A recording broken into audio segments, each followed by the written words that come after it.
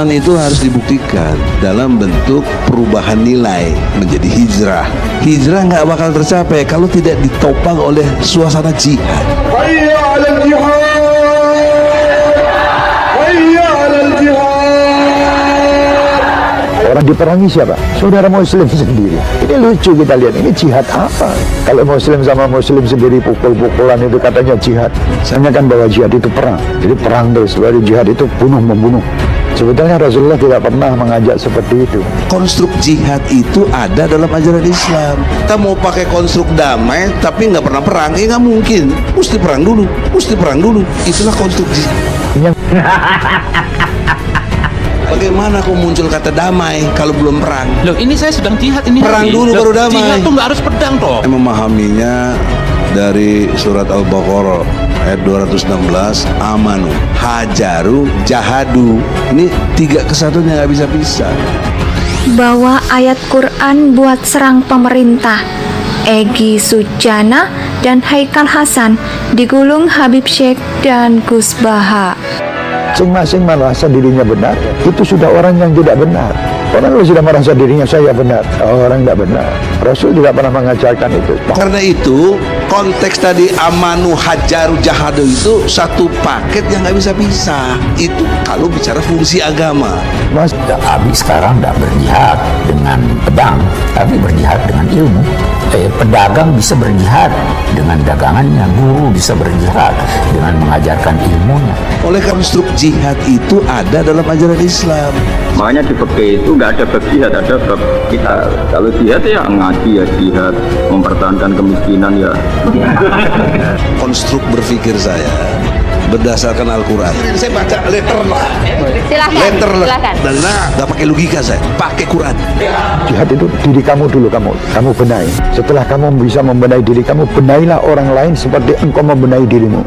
Ayat ini udah 1443 tahun lalu, tapi masih aktual hingga hari ini. Nggak mungkin kalau bukan wahyu. Jihad dan nafas itu lebih utama daripada jihad perang-perang itu. Ini kata Rasul. Lah orang sekarang kan maunya perang. Bukan perang. Perangi diri kamu waktu kamu ingin perang dan kamu mengatakan orang lain. Yang diperangi siapa? Saudara muslim. Karena kau yang bikin nggak santai. Nah, ya sudah, kalau santai lu jangan ngomong, diam. Ini kan kamu jihad kepada orang-orang yang maksiat sana. Orang maksiatnya kamu pukuli, kamu bermaksiat, kamu tenang aja begini. Mesti pukul juga diri kamu. Bukan benahi orang lain, kamu pukuli. Tapi ini sama diri kamu tidak pernah pukul sendiri. Kalau kamu tidak ingin memukul diri kamu, jangan pukul orang lain. Nasihat itu lebih indah. Sudah dengan Habib Bahar, saya kenal semuanya itu.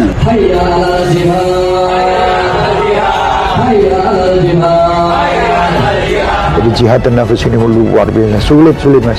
Kadang banyak orang-orang yang merasa dirinya itu sudah baik, nanti di akhirat ternyata timbangan dia kebaikannya tidak ada. Kenapa kok tidak ada? Karena dia mengamalkan ini semua dengan riya, ingin dipamerkan. Itu berat.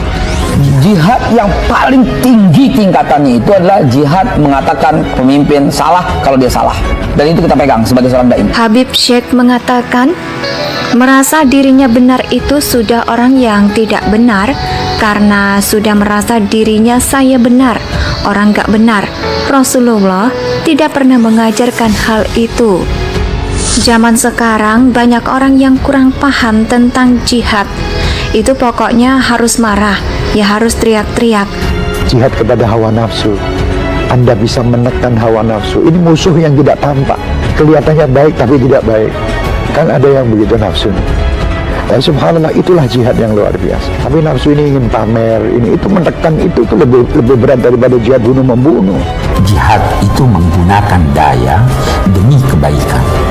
Kalau menggunakan daya tapi dalam keburukan, tidak dinamai jihad. Daya manusia itu ada daya fisik, ada daya fikir, ada daya kalbu, ada daya hidup. Menggunakan daya-daya itu untuk kebaikan itu. Makanya zaman ini banyak orang yang kurang paham. Jadi jihad itu pokoknya harus marah, ya, harus teriak-teriak, pergi ke satu tempat untuk buka. Konstruk jihad itu ada dalam ajaran Islam.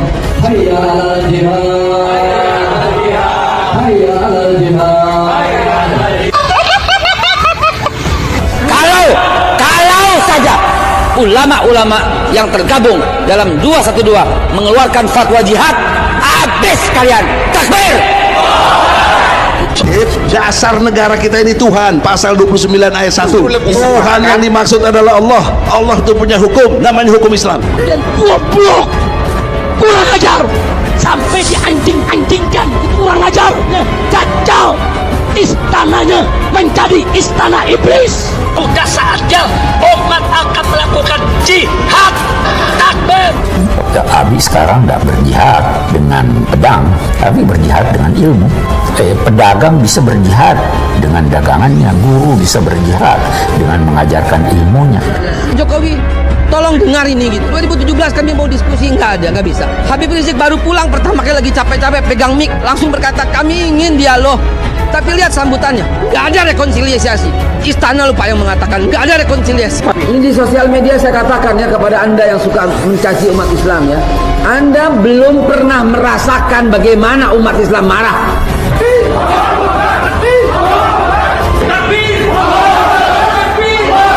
Kalau saya ajak turun ke pom istana, siap tidak? Siap tidak? Takbir! Para ustaz, para habaib, tolong hadirkan lagi akhlaknya Rasulullah Sallallahu Alaihi Wasallam, kasih sayangnya Rasulullah kepada sesama, dakwahnya Rasulullah yang mengajak. Sehingga ada orang berkata jihad itu adalah berperang untuk mengorbankan nyawa. Sebenarnya itu adalah bagian dari jihad, hanya saja juga harus digarisbawahi bahwa jihad itu harus disesuaikan apa yang Anda lakukan dengan target yang Anda harapkan. Dan Anda tidak akan pernah tahu rasanya kalau umat Islam sudah marah. Satu kalimat fatwa jihad keluar dari pemimpin kami, habis kalian.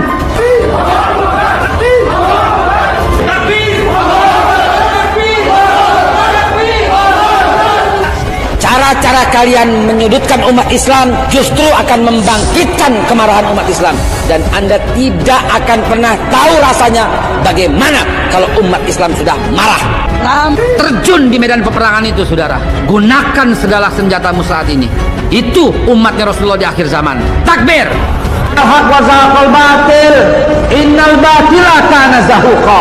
Kalau datang yang hak, maka batil itu hilang. Ini sunatullah. Tapi yang hak tak kunjung datang, karena itu batil yang berkuasa. Yang hak takut, batil berani. Rame turun, kita demo kepung istana presiden supaya tidak kurang ajar.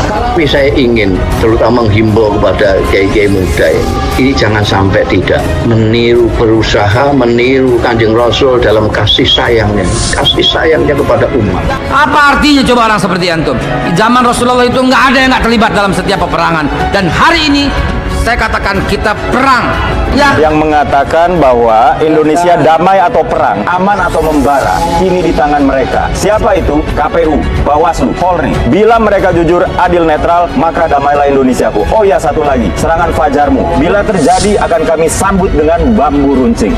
Ini loh, ini hadis sahih bahwa ajaran Nabi untuk melihat kemungkaran itu tidak ada. Yang ajarannya itu disuruh revolusi, pakai kudeta, tidak. Apa tidak kita perangi ya Rasulullah? Jawab Nabi apa? Jangan. Selagi pejabat-pejabat itu masih sholat. Kurang hebatnya FPI itu dipimpin oleh seorang Habib. Itu di Jakarta juga ada kuat besar. Kalau niat baik semua umat Islam sedunia punya niat. Memang ini Habib Rizik ini apa? Musuh negara. Dia bukan bandar narkoba. Dia bukan pemimpin partai. Dia bukan siapa-siapa. Dia bukan musuh negara. Dia jelaskan saya tidak pernah menjadi musuh negara. Tidak pernah menjadi musuh TNI. Bela Islam. Bela Islam. Bela Islam. Yang hak sembunyi, batil yang muncul. Yang hak mundur, batil yang maju. Yang hak hilang, batil yang tampil. Yang hak bungkem, batil yang bersuara, saudaraku. Sejak tahun 2017, tapi selalu ada yang menghambat. Jujur-jujuran saja, terbuka saja. Siapa yang menghambat? Toh Pak Jokowi juga nggak anti banget gitu loh. Siapa yang menghambat ini? Itu sebabnya saudara saya oleh Syihab tidak mau disebut Habib karena dia merasa hanya cucu-cucunya saja yang boleh memanggilnya Habib. Begini Pak Haikal, kalau ada istilah perang tadi Pak Haikal itu menggunakan sekali, dua kali, kami dapat memahaminya bahwa itu adalah sebuah perumpamaan. Maka kita minta kepada Bapak Soldi mudah-mudahan sampai benar kalau Bapak Polri tidak bisa membawa Bapak Saudara Jokowi ke pengadilan, nggak apa-apa, silakan, tapi implikasinya bebaskan Habib Rizik Syihab. Sabang sampai Merauke kita turun ke jalan, lengserkan siapapun presiden. Lebih baik rezim zalim dan curang ini yang bubar dan segera bubar.